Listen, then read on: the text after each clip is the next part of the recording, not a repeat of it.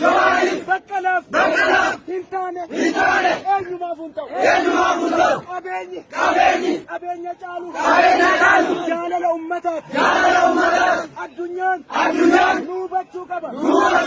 nuti, nuti, ukkamamneerra, waranan, nurratti labsame, oromo, qaye nama dhaqxe, hinduin, qaye, ta.uu, lola cimaa jira.